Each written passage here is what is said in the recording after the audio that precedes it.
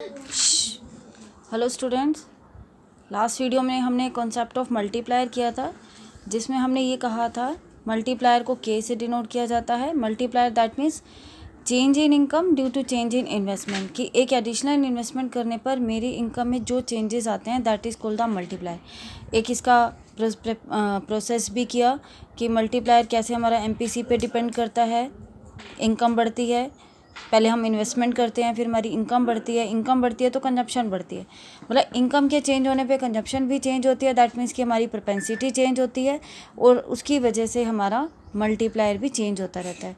ठीक है, तो एक इसकी अलजेब्रिकल इक्वेशन है कि रिलेशनशिप डिस्क्राइब करते हैं, algebraic relationship between the multiplier and the MPC. हमने ये तो किया कि मल्टीप्लायर और एमपीसी का एक रिलेशन होता है, बट कैसा रिलेशन होता है?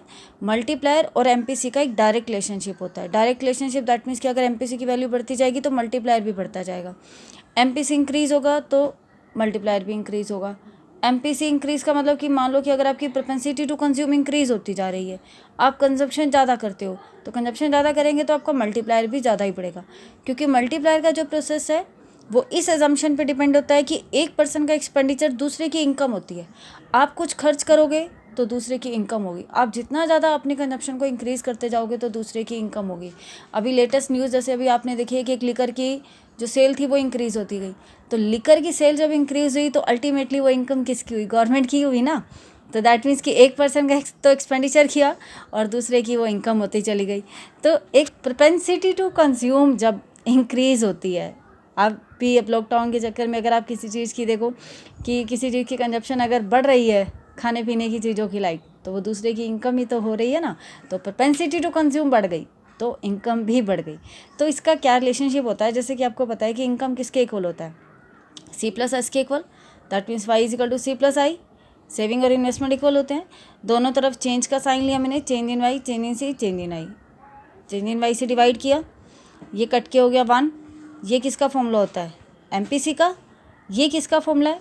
के का फॉर्मूला था change in Y over change in I. अगर मैं इसको उल्टा करूँ 1/k इंटू चेंज इन आई और चेंज इन वाई, तो ये किसके इक्वल हो गया? 1/k के इक्वल। एमपीसी इधर गया, इसका रेसिप्रोकल किया, तो दैट मीन्स अब 1/1 माइनस एमपीसी भी किसके इक्वल होता है? एमपीएस के इक्वल भी होता है, मतलब के इसके इक्वल भी है और के इसके इक्वल भी है। तो के का एमपी के साथ डायरेक्ट रिलेशनशिप होता है, बट के का एमपीएस के साथ इनडायरेक्ट रिलेशनशिप होता है। अगर एमपीसी की वैल्यू 0 हो तो के की वैल्यू 1 होती है, जो कि मैक्सिमम होती है। अगर एमपीसी की वैल्यू 1 हो तो के की वैल्यू इन्फिनिटी होता है। दैट मीन्स कि के की वैल्यू 1 से लेकर इन्फिनिटी के बीच में रहती है। अब आपके पास के 3 फॉर्मूले हो गए। K is equal to change in Y over change in I, K is equal to 1/1 MPS, K is equal to 1/1 minus MPC. ये तो था एक इसका रिलेशन। मल्टीप्लायर का प्रोसेस चलता कैसे, इसकी वर्किंग होती कैसे? कि जैसे हमने कहा कि एक की कंजप्शन दूसरे की, एक का कंजप्शन दूसरे की इनकम होती है, तो ये कैसे प्रोसेस चलता है? वर्किंग ऑफ मल्टीप्लायर देखते हैं कैसे चलता है। मल्टीप्लायर का जो वर्किंग है वो इस प्रोसेस के ऊपर बेस होता है ना, कि एक का एक्सपेंडिचर दूसरे की इनकम है। मतलब जब हम कुछ एडिशनल इन्वेस्टमेंट करते हैं तो एडिशनल इनकम होती है। एडिशनल इनकम जो होती है वो कई गुना ज़्यादा होती है जितनी हम इन्वेस्टमेंट करते हैं। दैट मीन्स कि अगर मैंने 100 रुपये खर्च किए तो मुझे उससे कई गुना ज़्यादा मेरे को इनकम होगी। अब आप लोगों के माइंड में आ रहा होगा कि ज़रूरी नहीं कि इनकम ही हो, इनकम कम भी हो सकती है, तो हम उसको भी डिस्कस करेंगे अभी। अब मान लो कि एडिशनल इन्वेस्टमेंट जो कि वो मैंने सिर्फ 100 रुपये की, अब उससे मेरी एक्स्ट्रा इनकम भी जनरेट होगी।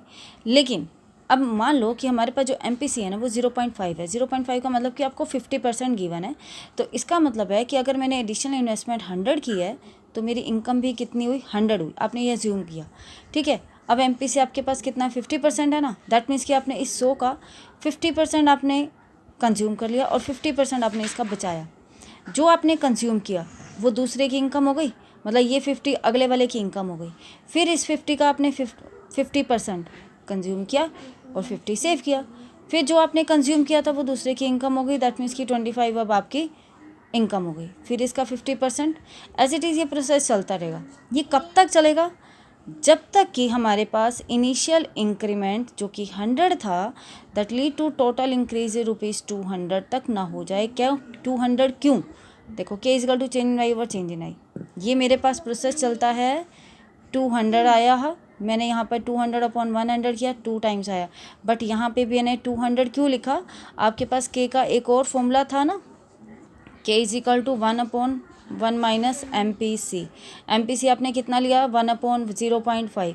तो अगर आप इसको सोल्व करते हो तो आता है 2। दैट मीन्स कि 2 टाइम्स, कि जब आपकी इनकम का ये 2 टाइम्स ना हो जाए, मतलब कि डबल ना हो जाए, तब तक ये आपका प्रोसेस चलता रहेगा। आपने ये 2-3 स्टेप करके बीच में आप सिर्फ डैश डैश करके ही दिखा सकते हो कि कैसे चलता है। और अभी आपकी चीज़ माइंड में थी कि ज़रूरी नहीं है इनकम बढ़े, इनकम कम भी हो सकती है।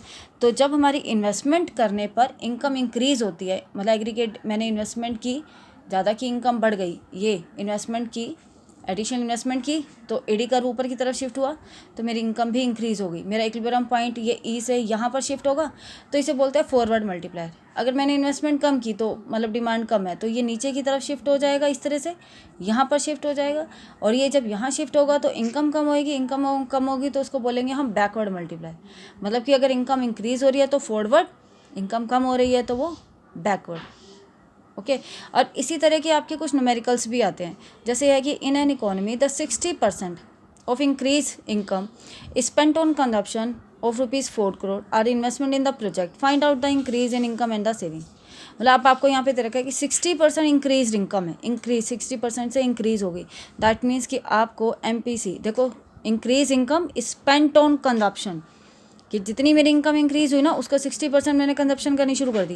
दैट मीन्स कि MPC आपको कितना गिवन है 0.6, 60% था ना तो 0.6 होगी। और K की वैल्यू कितनी आएगी यहाँ पर 1/1 माइनस MPC, ये हो गया 2.5। अब उसने पूछा क्या है कि 4 करोड़ की अगर इन्वेस्टमेंट कर रहा है तो उसकी इनकम बताओ। K इज इक्वल टू हो गया change in Y over change in I. 4 crore की उसकी इन्वेस्टमेंट उसने बढ़ा दी, K आपका आया 2.5, तो चेंज इन वाई आपका यहाँ से क्रॉस मल्टीप्लिकेशन करेंगे तो आपका ये आ गया 10।